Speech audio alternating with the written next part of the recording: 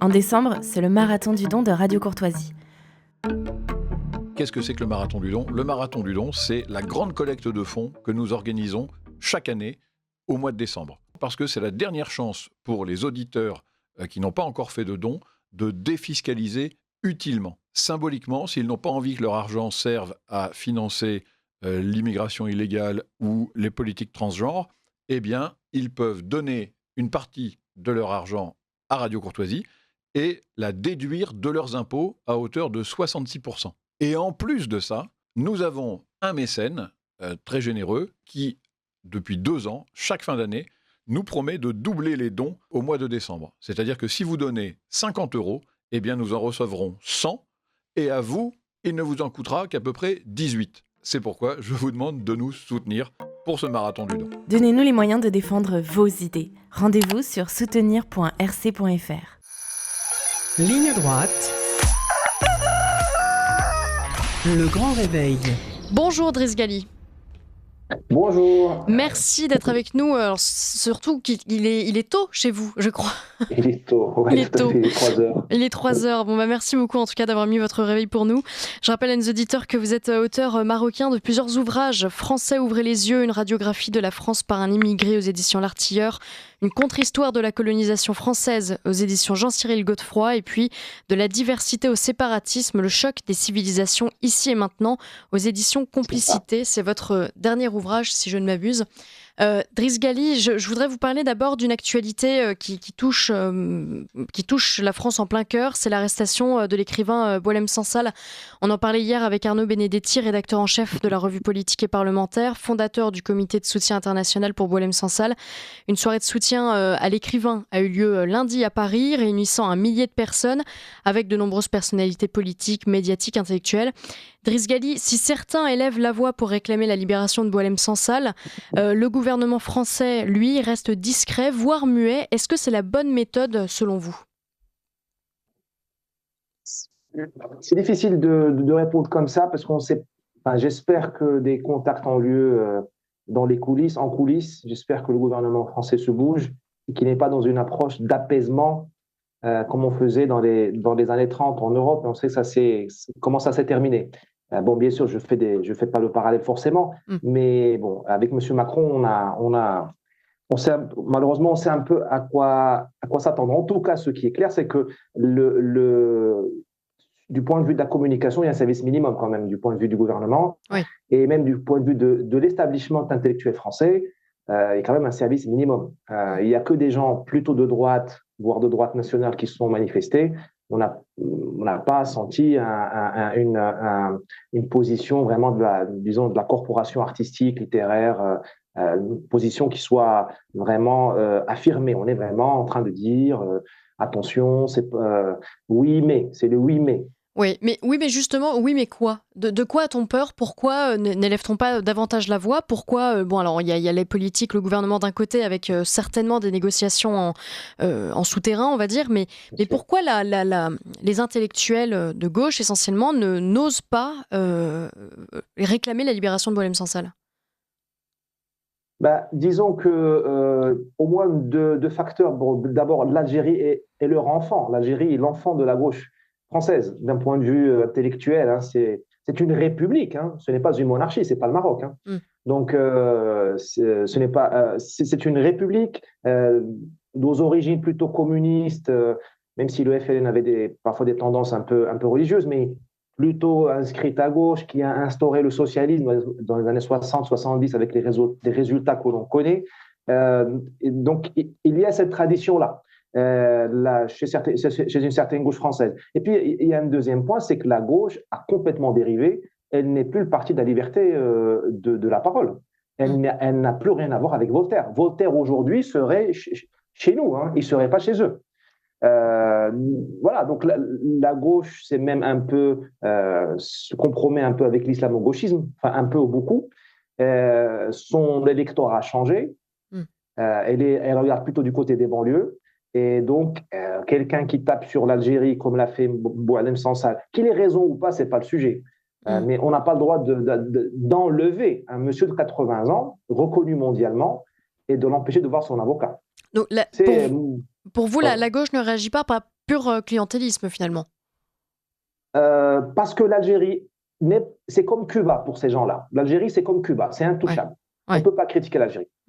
Comme on ne peut pas critiquer le Qatar et l'Arabie Saoudite, même s'ils sont homophobes et crucifient les gens, notamment dans le cas de l'Arabie Saoudite, parce que ça ne se fait pas de critiquer quelqu'un qui émet des appels d'offres de gestion de musées chaque année à plusieurs centaines de millions d'euros. On ne peut pas critiquer. On va critiquer le Soudan, on va critiquer la Somalie, mais on ne va pas critiquer MBS. Ça ne se fait pas.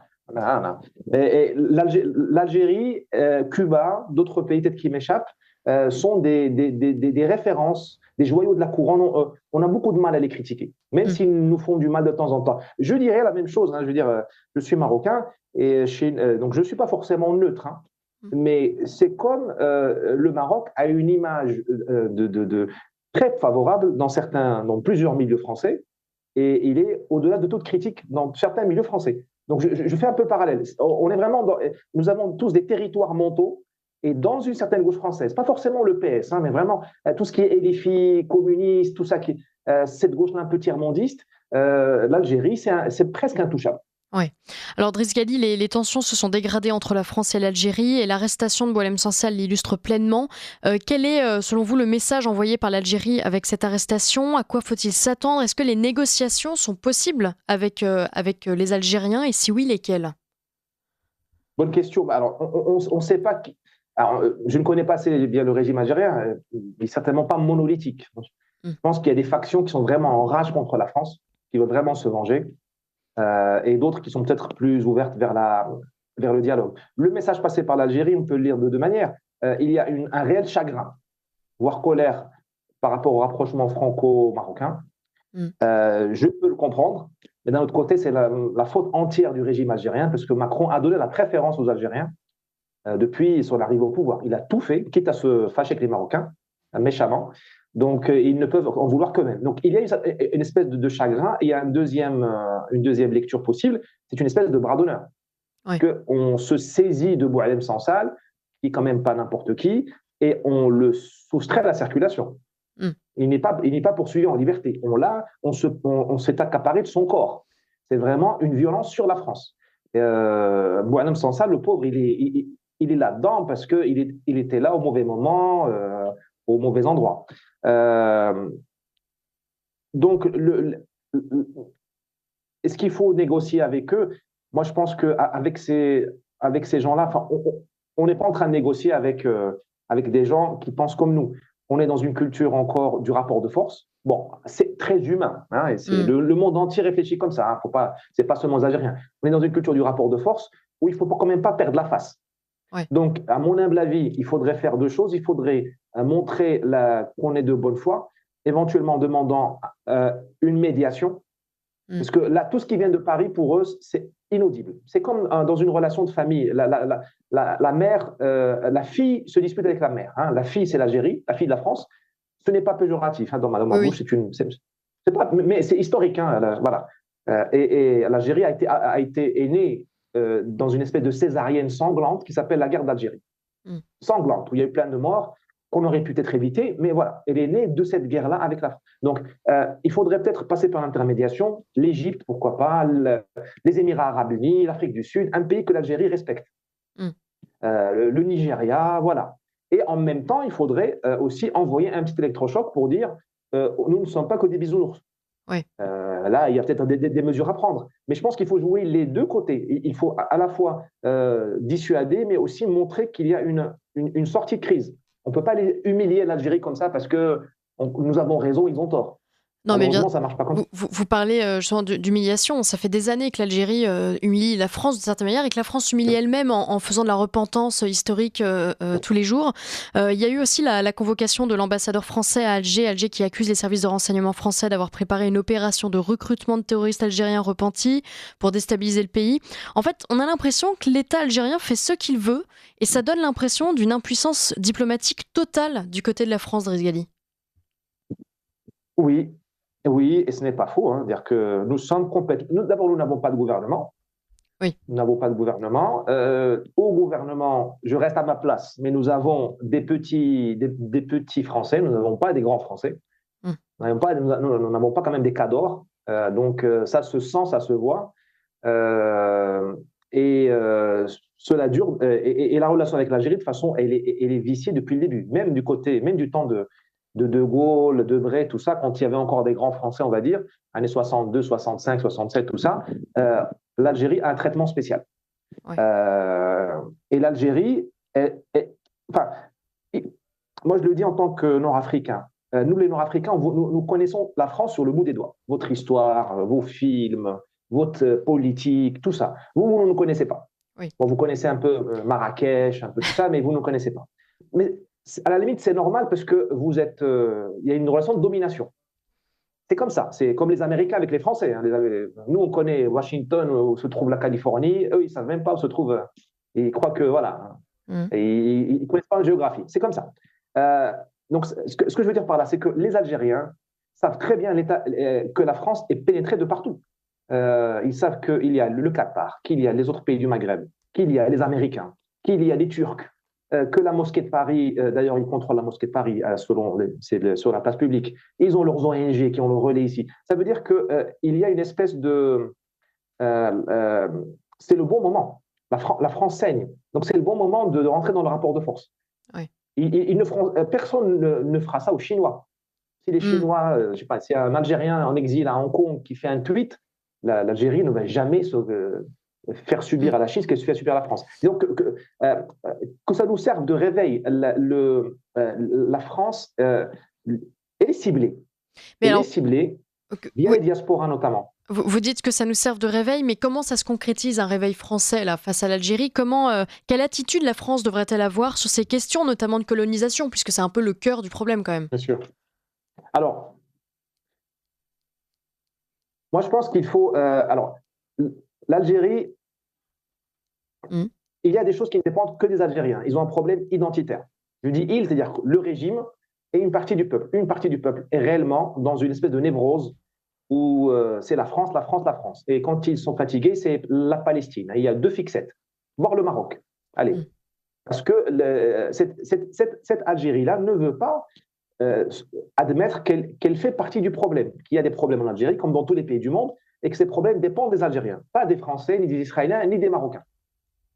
Donc ça ne dépend pas de vous. Vous, ce qui dépend de vous, c'est de vous fortifier, c'est-à-dire que de vérifier ce qui se passe dans vos diasporas, la pénétration en profondeur des banlieues françaises, de la politique française, des ONG, tout ça, par les imams, par les associations, par tout ça, et de démontrer que vous avez encore une souveraineté. Parce qu'eux, ils vous disent que vous attaquez leur souveraineté, ben vous devez défendre la vôtre. Et enfin, il faut essayer de noyer l'Algérie dans un contexte plus global. C'est-à-dire que quelqu'un qui vous en veut et il ne va pas changer, qu'est-ce que vous pouvez faire ? Soit vous pouvez l'ignorer, c'est difficile parce que vous avez 6 millions d'Algériens en France, ou 4 millions, donc c'est difficile de tourner le dos. Et ce qu'il faut, c'est peut-être essayer de trouver un moyen de discuter avec eux dans un cadre multilatéral. L'Union de la Méditerranée que voulait faire Sarkozy avant qu'il ne tourne sa veste et qu'il commence à devenir people, c'était une bonne idée. Parce que le tête-à-tête franco-algérien, on sait où ça mène. Oui. Il vaudrait mieux peut-être noyer l'Algérie dans un cadre de conversation plus global pour leur montrer qu'ils sont finalement assez insignifiants par rapport au Nigeria, par rapport à la Turquie. Vous voyez ce que je veux dire ? Driss Ghali, il y a un poste à pourvoir au ministère des Affaires étrangères. Vous devriez postuler, je pense. ou devenir le conseiller spécial de François Bayrou. Mais Alors, je vous remercie. C'est ma mère qui sera très contente. C'est ma mère qui sera... Et je me ferai engueuler par certains amis marocains parce que de toute façon, on se fait engueuler tout le temps. On se fait engueuler tout le temps, de tous les côtés. Parce que il faut surtout pas sortir comme on dit chez nous, le khanjar, le poignard H24 par rapport à l'Algérie, par rapport à n'importe quel pays. Il faut juste se faire respecter. Mais ce que je veux dire par là, c'est pour un peu sortir du sujet, c'est que vous posez la question du binational. C'est la question du binational. Moi, si je fais alors on est vraiment dans une hypothèse d'école. Un franco-marocain, vous avez la question de... vous serez vu par les Algériens comme un Marocain et pas comme un Français. Parce que chez nous, les Nord-Africains, il n'y a pas d'assimilation. D'accord. Un Tunisien né en France, c'est toujours un Tunisien. Même s'il il dit Ils chantent le cocorico. Oui. Et vous avez chez nous, et on retrouve ça en Algérie, c'est pour ça que l'époque est fascinante. Je regarde un peu la télé algérienne et je retrouve des mentalités maghrébines qui sont charmantes, mais qui sont désespérantes. Il y a cette obsession du traître. Ils font une campagne contre Kamel Daoud et Boualem Sansal, on dirait que c'est les procès de Moscou, c'est Oui, à ce Molotov. point-là, oui. Oui, ils ont trahi, ils se sont vendus aux Français. J'ai entendu quelqu'un dire ils baisent la main du colon. Non, et là, D'accord. ils travaillent pour l'OAS. Ah, c'est obsessionnel. Parce que chez nous, dans notre culture, nous sommes encore dans une culture féodale. Ce n'est pas péjoratif. Je vous dis juste comment on fonctionne. Oui. C'est-à-dire que nous avons besoin d'un seigneur. Le caïd, d'ailleurs, c'est pas péjoratif. C'est un grand seigneur. Le seigneur, tout ça, l'émir, tout ça. Et ce seigneur-là, il est obsédé par la trahison. On va aller voir un autre caïd. La tribu, nous sommes encore dans une culture tribale. La tribu est obsédée par la trahison. Elle ne connaît que le collectif. Comment a-t-il osé, Sobou Alem Sansal, Kamel Daoud, penser par lui-même? Comment a-t-il osé critiquer l'Algérie? Comme si l'Algérie était une tribu, et une tribu, on ne peut pas la critiquer. L'Algérie n'est pas une tribu, c'est un peuple. Et un peuple, il fait son introspection. Il pense contre lui. C'est un grand cadeau de l'Occident qui nous a appris à penser contre nous-mêmes. Et nous, les Maghrébins, nous avons beaucoup de mal. Moi, je le vois même en tant que Marocain. Dès qu'on sort un peu de la doxa, on est tout de suite, il y a toujours cette espèce de suspicion de trahison. Oui. C'est un truc de dingue, mais c'est notre culture, c'est comme ça. Historiquement, est-ce que le Maroc est moins susceptible que l'Algérie quand même vis-à-vis de la France? Oui, bien sûr, parce que nous ne sommes pas l'enfant de la France. Oui. Nous ne sommes pas l'enfant de la France. Et encore une fois, moi, je ne veux pas titiller les Algériens.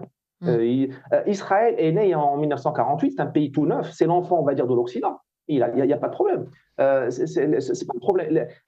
L'Algérie est l'enfant de la France, elle aura toujours un problème d'identité. Ce qu'elle doit faire, c'est sortir du piège où elle s'est mise elle-même, que de réduire son identité à l'anti-France. Il faut que l'Algérie se pose des questions suivantes.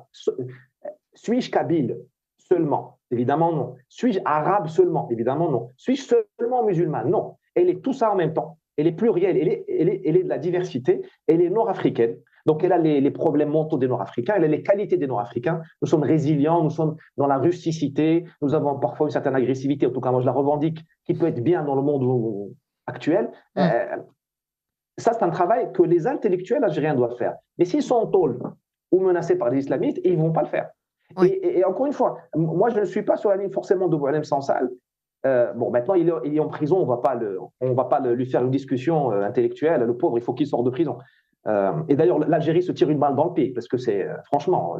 Mais justement, les conséquences, parce que là, on parle de l'arrestation de Boualem Sansal, on sait qu'il est en mauvaise santé, il nous reste 1 minute, Driss Ghali. Si jamais il arrivait malheur à Boualem Sansal, quelles seraient les conséquences sur les relations franco-algériennes? Entre nous, il n'y aurait pas grand-chose, parce qu'avec la classe politique que nous avons, qui est... j'allais dire, une vulgarité qui est faible, il se passera grand chose. Ils feront le service minimum parce qu'ils ont peur. Ces gens, ils ont peur ils se détestent plus qu'ils ne peuvent détester un ennemi extérieur ou autre chose. Par contre, l'image de l'Algérie serait largement écorchée parce que on ne fait pas ça. On ne fait pas ça à un vieux monsieur. Même aux yeux des BRICS, tout le monde parle, même aux yeux des BRICS, on ne fait pas ça. On ne s'acharne pas sur le corps de quelqu'un qui est fragile. Oui. Bon, écoutez, merci beaucoup Driss Ghali. On espère évidemment que Boualem Sansal finira par être libéré et que les relations entre la France et l'Algérie peut-être un jour s'apaiseront, on ne sait jamais. Merci d'avoir été notre invité ce matin. Je rappelle que vous êtes l'auteur de plusieurs ouvrages, dont le dernier, De la diversité au séparatisme, le choc des civilisations ici et maintenant, aux éditions Complicité. À bientôt Driss Ghali.